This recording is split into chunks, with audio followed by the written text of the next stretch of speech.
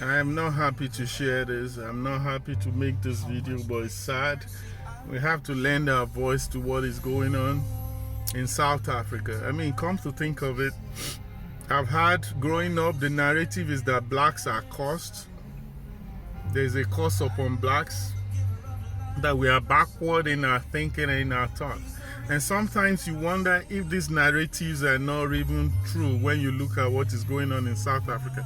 And wait a minute, it's not only South Africa, even in Nigeria, the Nigerians we are crying for. You see the elites are pressing the poor at will. In South Africa, I mean, you talk about America, a crazy dude carries a gun and goes out and kills people at random. But at least his victims are dying instantly. We're not saying this is a good thing, but in South Africa, another black person will set another black person on fire and then watch them die in agony. And sometimes they hit them with cudgels and sticks and keep hammering them while the person is crying for mercy. While the victim is crying for mercy, another black to another black, setting them on fire. And we are here, we cry about, oh, blacks, white oppressing blacks. No wonder. The Facebook is even, I was made to understand that these videos are freely being shared on Facebook. The pictures, all these gory pictures are freely being shared on Facebook because they're trying to show you the narrative, black on black. Look at it. You cry racist. You cry, you shout, you say, oh, Trump is a racist. What about black to black? A black person on another black person, setting them on fire and watching them die in agony. Isn't that the height of wickedness, devilish, demonic oppression right there?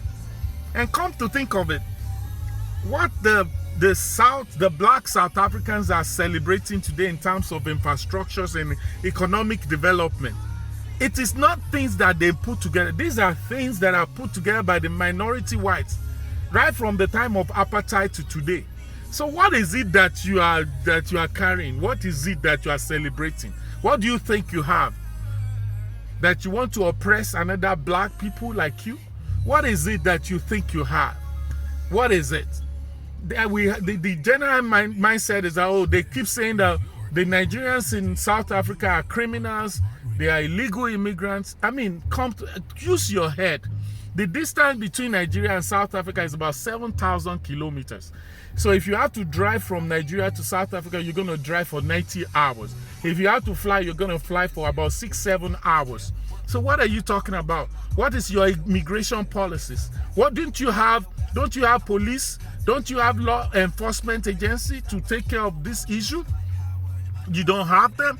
You will have to wait for these people to come to South Africa and then you start killing them at random? Come to think of it, the population of South Africa is about 56 to 57 million people in South Africa. And out of that, close to less than 3 million are from other countries, foreign countries. And out of those less than 3 million, only about half are from other African countries. The others are from Asia, from Europe and all that. The population of Chinese in South Africa is about 300,000. Yes, 300,000. There are about 300,000 Chinese in South Africa. And what we heard is that there's only about 20,000 Nigerians, a little over 20,000 Nigerians are in South Africa. And compared to Chinese, you are not thinking of being oppressed by people of other colors, but your own people, and you keep setting them on fire.